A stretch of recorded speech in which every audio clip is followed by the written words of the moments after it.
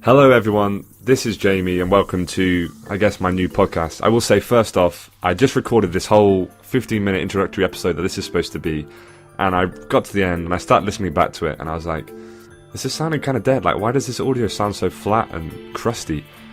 And then I realised that instead of recording it through my mic, which I just spent however much money on, I had been recording the whole thing through my Mac's built-in microphone and it sounded absolutely dead. So if you detect, as I'm recording this episode, kind of an undercurrent of, frustration and anger, it's because I'm frustrated and angry that I just fucked that up. But, whatever, that's on me.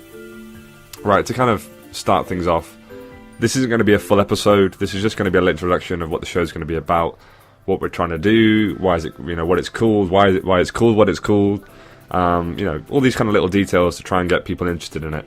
I'll also say that I hope you like the music that's playing underneath this right now. So I went on one of those kind of license-free music websites where they have like literally lists and lists and lists of just license-free music. And this particular track is called Chilled Corporate Backing Music. No joke. So I hope you like it. I also think that it sounds weirdly like some of the music that plays in the transitions in the show House, the TV show with Hugh Laurie. Like if you look at the transitions in between scenes and that, I swear this music is playing. But whatever, not really important. Some more disclaimers. I will say, I saw a tweet the other day which said, starting a podcast is this generation's version of let's start a band. And I was like, that triggered me big time because I was like, yeah, that is so true. I thought about the fact that I've started a few podcasts now, not to mention the fact that I've been in some less than successful bands over my time. And I was like, yeah, this is definitely on point and it's definitely coming for people like me. I also saw, this is just putting this out there to show you guys that I'm not taking myself too seriously. I saw someone tweet something like, he was some podcast maker, some guy who did the kind of podcast where it's like, this week we look back at the Russian Revolution from the perspective of the, and then kind of goes in like that. Kind of History Channel, but for millennials, whatever. This guy tweeted something, it was like, making podcasts right now is as thrilling as it must have been to work in magazines in the 60s, like film in the 70s and TV in the early 2000s. Okay, like making podcasts is like the pinnacle of like popular culture and art right now. And then he also put at the end of this tweet in brackets, he was like, also working in pop punk in the mid-90s, as if like the mid-90s, the pop punk scene was like, this is what people were talking about. It's like, yo man, I was alive in the mid-90s, like fucking pop punk, man, oh my god, Blink-182, that is like some masterpiece. American Idiot, jeez. It's like, nah, shut up. I do not think that podcasts are like the pinnacle of, of anything really. Well, what I do think is that they're kind of mildly entertaining, they're fun, like they're just radio but more convenient, and I like that, and I listen to them a lot, and I think it works for what it is. Anyway, as I had said and just mentioned, and as some of you will already know, I have done a few podcasts before, but I always felt like I kind of had to work with what I had. It had to be somewhat relevant what I was doing to the university radio station that I was on. I had to record it live, which limited a lot of the editing I could do. I wasn't always kind of allowed or able to take on the stuff that I really wanted to talk about and be interested in. I couldn't swear, for example. I always felt like it was a bit like I was doing an impression of like, I don't know, Scott Mills crossed with John Humphreys. It's like, this is dead. Like this is not really what I want to be doing. So this podcast, I hope, is going to have high production value. It's going to be more interesting chat, more focused. I'm aiming for one episode every 2 weeks. So hopefully it's going to be, have some continuity, and I'll get into a bit of a rhythm of uploading it and doing it. It will also be coming out on Spotify, so it should be easier for people to subscribe to. I'm not sure if you guys are familiar with podcasts on Spotify, but literally if you go on the app or on the web app or on the phone app, the side where it has kind of songs, artists, albums, if you scroll down to the bottom, it says podcasts. If you click on there, you'll be able to search our podcast and it will come up. You can click follow, and then basically what that means is whenever we upload a new podcast, you'll be able to kind of click on podcasts and it will come up as all the unplayed ones at the top, so you can just click on it and listen to it and watch it. I think this will be a bit interesting, or not interesting, a bit more easy or more convenient than like uploading it on SoundCloud or Mixcloud, because these platforms are like, I'm not really sure that they're used in the same way. Maybe SoundCloud is, but for different things, So yeah, I'm also aiming for a video version of the podcast to come out eventually alongside it. I have a camera, and I know that some people, for some reason, I want to upload it on YouTube too, and I know for some people, kind of having a video alongside it makes it more intriguing, more entertaining. I'm not sure why particularly someone would want to look at my face or the face of the person I'm talking to for like an hour and a half, but people do, so I'll try and do my best to sort that out. I need to order a big enough SD card, because if I'm recording episodes for like an hour and a half, I have like a 4 gig SD card, and that's going to fill up in like 10 minutes. So anyway, yeah. As for the actual podcast, let's get to that now. It's going to be called The Relistenables. And first of all, people are going to be probably like, what does this mean? Like, what is The Relistenables? What is that name? What are you trying to do? I will say that it's in reference to something. First of all, I'll kind of give you some context, then I'll explain that. Basically, the podcast is going to focus on music. It's going to be more specifically, I hope, kind of an open, passionate, kind of informal conversation about particular albums that draw us back in and keep us listening to them time and time again. So that's where the re-listenables part comes in.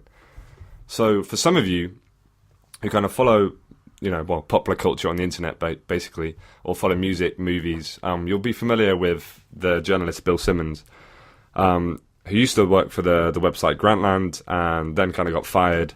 And then started his own website called The Ringer, which is, like, in my opinion, a great place to get sports writing, movies, kind of culture, politics, tech, lots of interesting stuff on there. But they also do a lot of podcasts. And I think one of their best podcasts, and the one I listen to most religiously, is a podcast called The Rewatchables. So you'll be able to see the connection between that and The Relistenables already. Essentially, their podcast is about movies. And it's about movies that kind of keep you coming back again, and movies that you can rewatch over and over again. The idea is they're not going to be, or they don't really talk about necessarily great movies, although sometimes they do, or like Oscar-winning movies, or, The Godfather. They're talking about movies that, are just really easy to watch and you want to watch over and over again. So the kind of movies, I guess, where if you're scrolling through the TV, at least back when TV was a thing, and you see on the guide, like, oh, this movie's on, you're going to stop, you're going to watch it. Or, you flick on the TV, or I guess nowadays, you flick on Netflix, you scroll down, and you see this movie, and you're like, oh shit, I need to watch that right now, even though I've seen it 5 times already. So they talk about those movies, and they kind of, it's very lighthearted, they put the movies in their context, they kind of discuss the actors' careers, the directors' careers, like the stuff that was happening, when those movies were made, how they were received, like some trivia, some fun categories, like, where, who owned this movie, blah, blah, blah, this kind of stuff. And what I found was that it was really great if you'd watched the movies, obviously, because you're talking about movies you like, and you can kind of engage with the conversation and have your own opinions on things. But I also found myself listening to it even if I hadn't seen the movie. And sometimes it means that I would go back and then watch it afterwards. And other times I would say, like, this is just entertaining chat, and it's kind of, it keeps you listening in the same way as these movies do.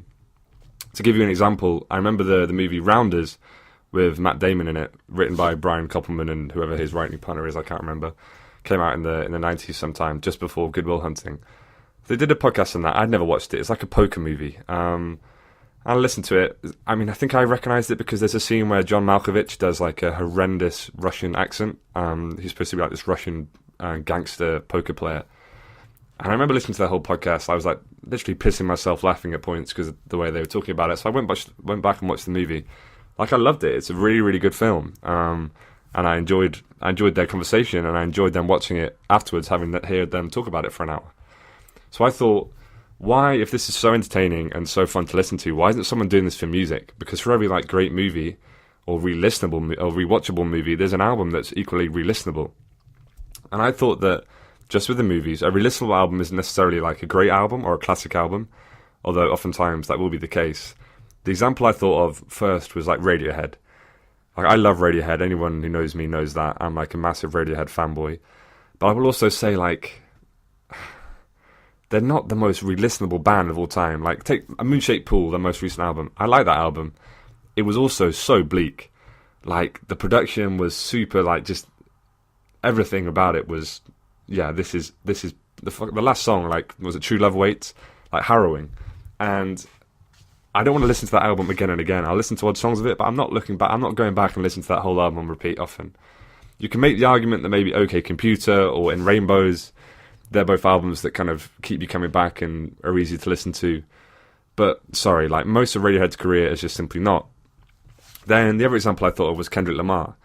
If you take an album like To Pimp a Butterfly, sick album, probably his best album. Like, unbelievably ambitious. Just, I love that album. But it also has songs like You on it, which is just like features Kendrick talking about like killing himself. You can literally hear him like swigging like alcohol from the bottle in the background of the songs. There's like that poem kind of thing, which is just, it's a sick album, but I don't think it's super re-listenable. But then, if you take Good Kid, Mad City, which arguably isn't as good as To Pimp a Butterfly, it's still incredible. That album is so re-listenable. It's fun, the skits are fun, like, there's full of bangers. It was an album that I listened to a lot at a certain period, and I know a lot of other people did, so it's ingrained in you from that time. That's a really re-listenable album. And I think in this, you kind of see the debates that can come up. And what we want to talk about is albums that are re-listenable. I'm not going to be talking about, I'm not going to be talking about Kid A, for example. But they're albums that we will be talking about. So just to kind of give you some ideas of some things that we have in the pipeline for coming episodes, we're going to be talking about Illmatic with Nas, which I think is not only like one of the greatest hip-hop albums ever, but also potentially like, super re-listenable. The Queen is Dead, Is This It, Pet Sounds, Good Kid, Mad City, as I said, Hot Fuss, like a variety of kind of genres, I hope, talking with a variety of people, which leads me on. It's not just going to be me talking about it for an hour. Like, I wouldn't want to listen to that. I couldn't blame anyone for, not wanting to listen to that. It's going to be me basically calling up my mates, calling up a group of my friends, a lot of whom who study music to a far higher level than I have. A lot of them have basically done it at university. They have opinions, they have insights, they know a lot of stuff about music, they have a lot of stuff to say. So if so-and-so friend knows a lot about this album, really likes this artist, I'll call them up. We'll talk for an hour and a half. We'll go through these categories, have fun with it, blah, blah, blah, blah, blah. So that's the idea. Of course, all this kind of begs the question, what is it that actually makes an album kind of re-listenable? What criteria are we looking at? Which is something I've had a bit of a think about, and I think I've come up with a couple of things. So I'd say, first of all, and to the point I made about Radiohead, it has to be accessible, and it has to be enjoyable to listen to. It shouldn't be something that's like a challenge. Those albums are like, they have their worth, they're fun, well, maybe not fun, they're satisfying, they're rewarding, but they're not re-listenable. So it has to be accessible, and it has to be enjoyable to listen to, but then equally, it also has to have depth, and it has to reveal itself over time. Because if you're re-listening to this album over and over again, you can't just be getting the same thing from it every time. It has to have that comfort of being accessible and enjoyable, but it has to reveal itself over time. It has to have, sufficient amount of kind of ambition and depth to keep you coming back. The other thing I thought of was that it inevitably will have emotional kind of resonances. I think a lot of the albums that we have lined up to talk about, a lot of the guests I'm hopefully going to be talking to, these albums will have very specific kind of emotional connections to them. They would have listened to it a lot at a certain period. I'm thinking about Is This It? We're going to do Is This It by The Strokes. That album to me is just being 16, and it is wanting to be a member of The Strokes and listening to it and watching videos of them and learning their guitar parts and thinking, I want to be in The Strokes. And it has that emotional resonance, and I think that's what keeps you coming back to an album 10 years after it's come out, or maybe 10 years after you first heard it. The final thing I want to kind of put out there is that these albums have to exist as a whole entity. So we talked about the rewatchables, the Bill Simmons, the Ringer podcast, and the way he talks about it was, if you saw it come up on TV, on cable, as he says as an American, if it came up on cable, are you going to stop what you're doing and just watch the rest of the movie? And I thought the comparison for that, I guess, with music is, if you're listening to Spotify or Apple Music or Tidal, shout out Jay-Z, and this song comes up on shuffle, you listen to it and then you think, fuck it, and you click on it and you go listen to the whole album from the start to the finish, because it's the kind of album that you hear one song and it's like, nah, I'm listening to this whole thing right now. So I think track order really matters. It has to have some kind of continuity between songs and has to exist as a whole piece of work. So those are kind of the criteria. I will just say, more importantly, the debate is there. That's what I find this kind of, the idea of something being re-listenable more interesting. How many times have we seen people talk about, like, is this the greatest album of all time? Or, Rolling Stone's 500 greatest albums of all time list. Like, I, like everyone, has trolled through that list and, like, put stuff to listen to and kind of been outraged and then been, like, felt vindicated because an album I liked is high up, blah, blah, blah, blah, blah. I do find that it's the same people every time. Like, the top 10 is Dylan, it's the Beatles, it's the Rolling Stones, who else is in there? Maybe Michael Jackson, Bowie, whatever. It's the same people. And I think that there's a lot of artists, modern artists, artists who maybe aren't like artistically megally significant, majorly significant, but their albums are catchy, they're re-listenable, you come back to them. Or, there's cult artists that people, who don't really have that kind of exposure, but who I've connected to and I have friends who've connected to that I think are worth talking about and entertaining to talk about and interesting to talk about. So, to give another example, if we think about the Beatles, one of my favourite bands, grew up with them as everyone did. What's the greatest Beatle album? I guess people will probably say, Sgt. Pepper's. A lot of people will say Abbey Road, I guess. Some people might even make the argument for the White Album.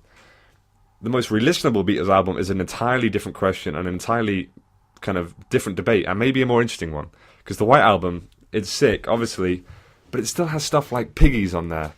It also has like weird songs like Why Don't We Do It in the Road, and like just, I don't think the album's that re-listenable. It's a double album, like it's long. I'm not listening to, I don't know, Glass Onion on shuffle and then thinking, fuck it, I'm going to go back and listen to the whole White Album. Because it's just not that kind of album. Whereas I think maybe Revolver or, I don't know, Rubber Soul, you could kind of look back at it and, you listen to one song, you're like, yeah, I'm going to listen to the whole of this. Because it has this kind of like self-contained, catchy kind of feel to it. Or even Abbey Road, with the Side 2 medley, maybe that would be the one I'd go for as a re-listenable album because it flows so well. I think it probably has their best songs. It's shorter than the White Album. These kind of things. My point is that there are debates to be had. And I think these debates are hopefully going to be interesting. Anyway, this, here ends the kind of introductory episode. Hope you have some idea what the podcast is going to be about.